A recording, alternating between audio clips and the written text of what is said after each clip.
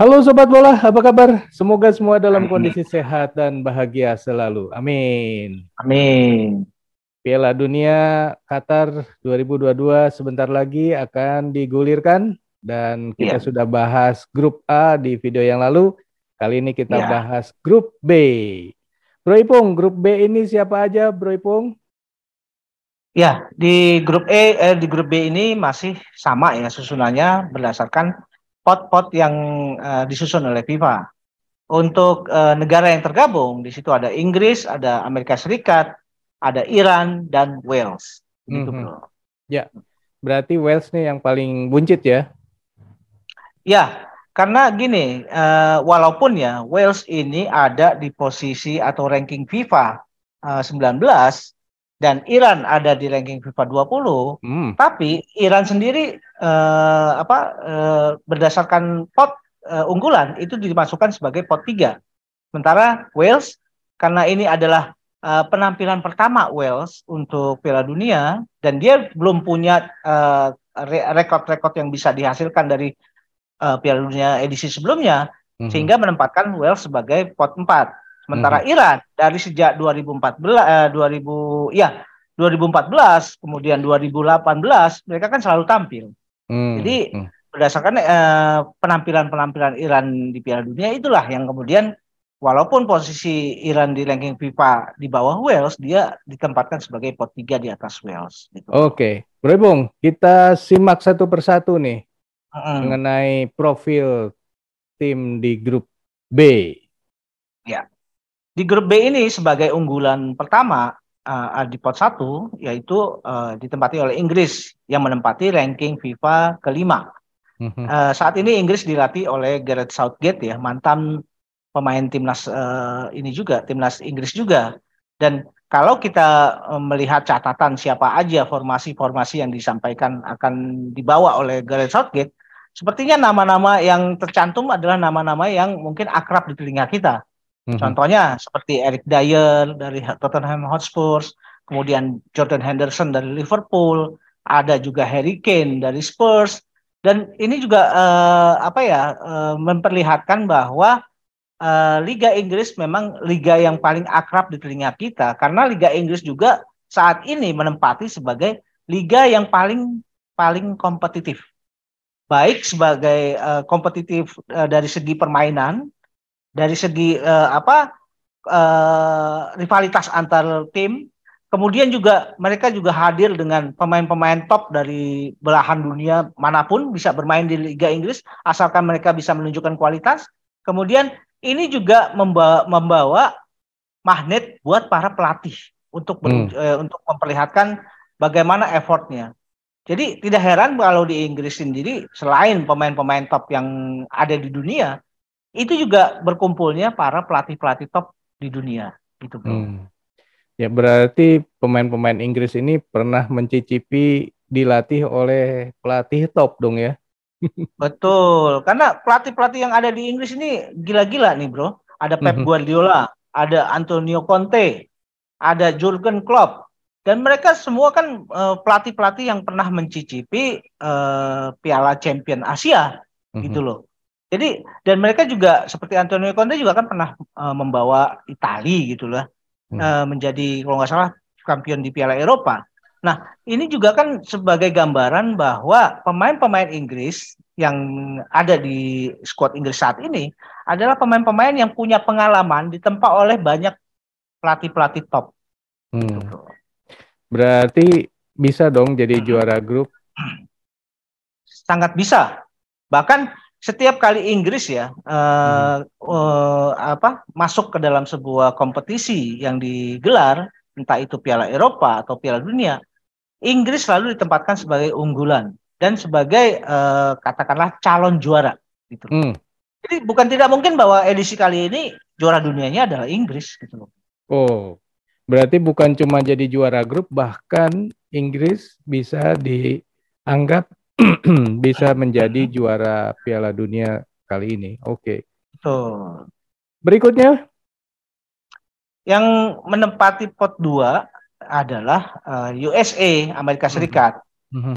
Di ranking FIFA memang Amerika Serikat ini bagus ya, ada di peringkat 16 dunia.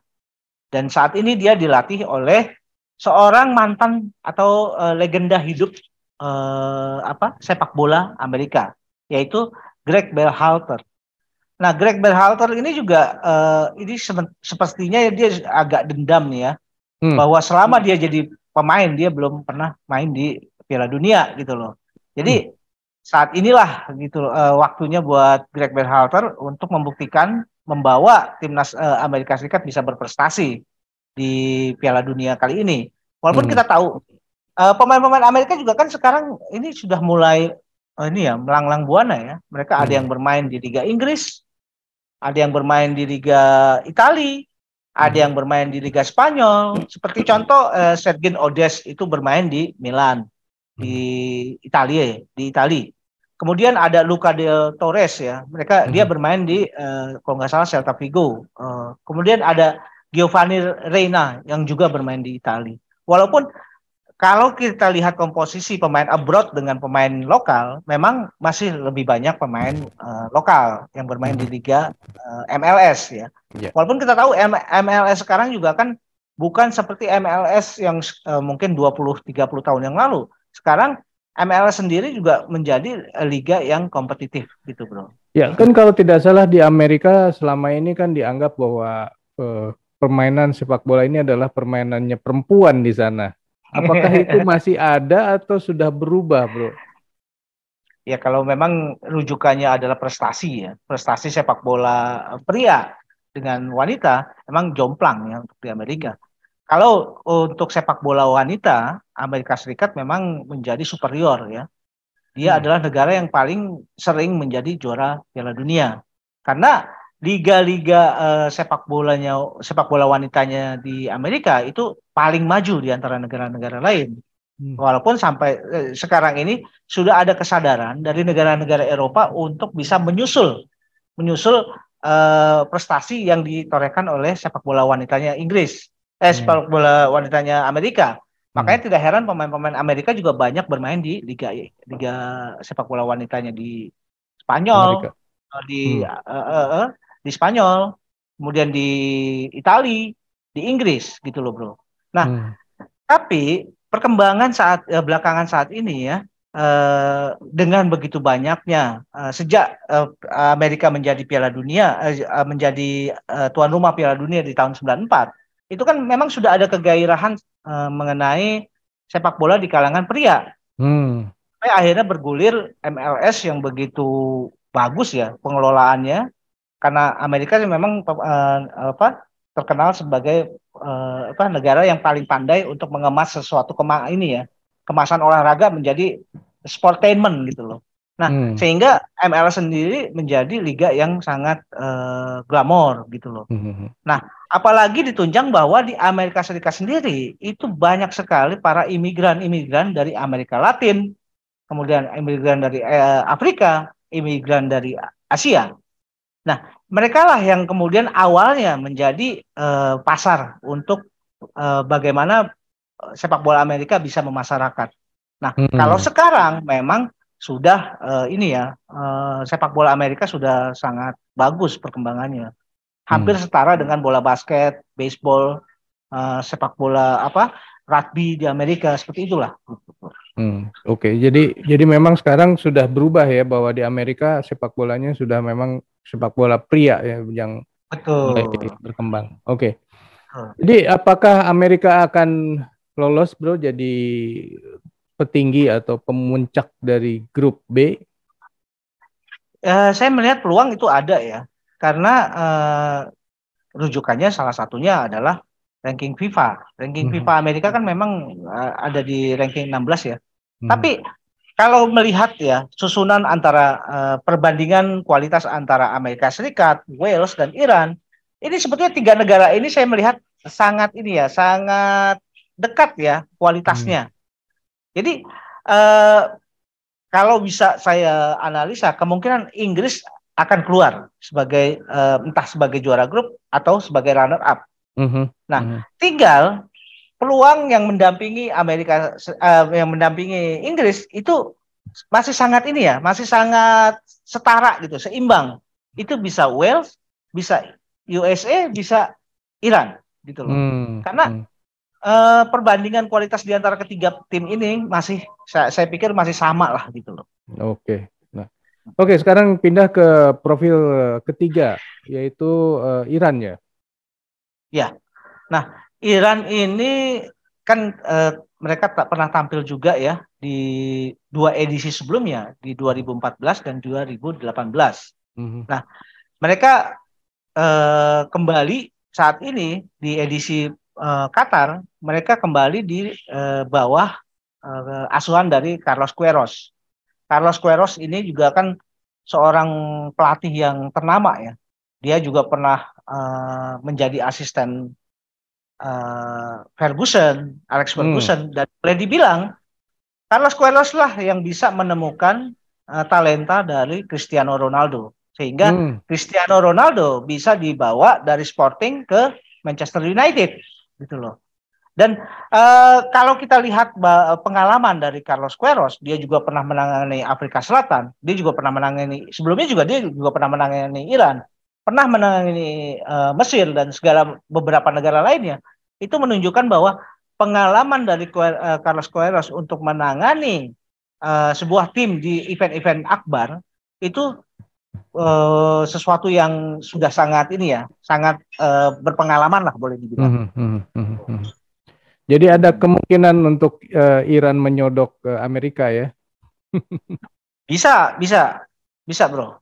Walaupun kita tahu ya banyak pemain-pemain Iran justru datangnya dari klub-klub lokal seperti Sepahan, Esteghlal gitu loh, dan negara liga-liga dari kawasan Timur Tengah seperti dari Al Ahly dan segala macam. Tapi memang ada beberapa pemain Iran juga yang bisa bermain di Eropa. Tapi itu tadi ya, bahwa kualitas sebuah tim tidak ditentukan oleh orang per orang. Tapi bagaimana mereka bisa bermain sebagai unit, mereka bermain sebagai sebuah satu kesebelasan yang tangguh dan bisa saling melengkapi, itu lain persoalan. Jadi yang paling penting adalah bagaimana organisasi permainan sepak bolanya Iran ini bisa ditampilkan, gitu loh bro. Oke, lanjut yang terakhir, Wales. Terakhir adalah Wales ya, menempati pot keempat, walaupun dia di ranking FIFA 19. Nah, Wales ini mungkin adalah penampilan pertama di Piala Dunia. Tapi pemain-pemainnya ini adalah pemain-pemain binaan dari Premier League Inggris gitu loh. Jadi tidak heran kalau pemain-pemain Wales ini hampir seluruhnya bermain di liga-liga di Britania Raya ya. Paling banyak adalah bermain di Liga Inggris. Seperti di Nottingham, di Spurs, di Arsenal. Kemudian ada juga yang bermain di Liga Skotlandia. Tapi kalau kita lihat bahwa ini pelatihnya kan namanya Robert Peck ya. Robert Peck ini juga pelatih yang asalnya sebagai pemain dari Wales sendiri. Wales itu kan sebuah kalau boleh dibilang besarnya mungkin sebesar Yogyakarta ya. Itu seperti provinsi itu kecil ya gitu ya. Tapi bagaimana pemain-pemain ini bisa kemudian berkompetisi di liga-liga Inggris karena mereka masih masuk ke dalam Britania Raya ya. Jadi tidak heran kalau Gareth Bale itu juga kan salah satu pemain termahal di dunia. Kemudian kita juga bisa melihat ada Daniel James yang tadinya bermain di Manchester United. Kemudian ada Neco Williams. Itu kan pemain-pemain yang di Liga Inggris sendiri juga kedengaran prestasinya. Tidak heran kalau Wales sendiri bisa menghadirkan kejutan-kejutan nantinya. Oke, ya. Tapi tetaplah ya kalau di grup B ini pemuncaknya kalau nggak Inggris, tapi yang di keduanya ini masih cair ya, masih imbang ya, jelas ya siapa. Betul. Jadi harus dilihat dulu di laga pertamanya seperti apa untuk menentukan siapa runner up-nya. Kira-kira seperti itu, bro? Betul. Iya, sepertinya kalau kita mau melihat yang lebih mudahnya, kita lihat dari hasil pertandingan pertama. Jadi kedepannya kita mungkin bisa menganalisa dengan lebih terukur lah gitu loh, bro. Ya. Bro, ada hal-hal yang menarik nggak bro dari negara-negara ini ya terkait dengan Indonesia, seperti misalnya Inggris dengan Garuda Select misalnya. Ya kan Inggris ini kan kedatangan juga tim Garuda Select yang berlatih di sana di Inggris. Kemudian di Liga Inggris sendiri juga kan liga yang kepemilikan klubnya juga itu sangat plural ya. Itu ada kepemilikan klub dari Thailand, ada kepemilikan klub bahkan orang Indonesia juga ada nih. Mhm. Oxford, Ya. Pak Erick Thohir ya. Itu Mhm. juga salah satu pemilik klub di Liga Inggris walaupun Liga Kasta ketiga kalau nggak salah. Mhm. Nah, tentu ini juga kan menunjukkan bahwa Liga Inggris itu liga yang sangat secara bisnis itu sangat menguntungkan. Kalau Mhm. misalkan bisa punya itu, bisa punya klub. Pemilik klub dari Uni Emirat Arab, dari Arab Saudi, dari Thailand, dari Indonesia, itu juga kan pernah juga dari Rusia, itu juga kan pernah hadir. Jadi tidak heran kalau di Liga Inggris ini begitu liga yang menjadi liga jor-joran dalam dalam menggelontorkan uang gitu loh. Mhm. Oke, Sobat Bola, itulah obrolan mengenai Grup B Piala Dunia Qatar 2022 yang akan dimulai tanggal 20 kalau tidak salah, 20 November yang akan datang.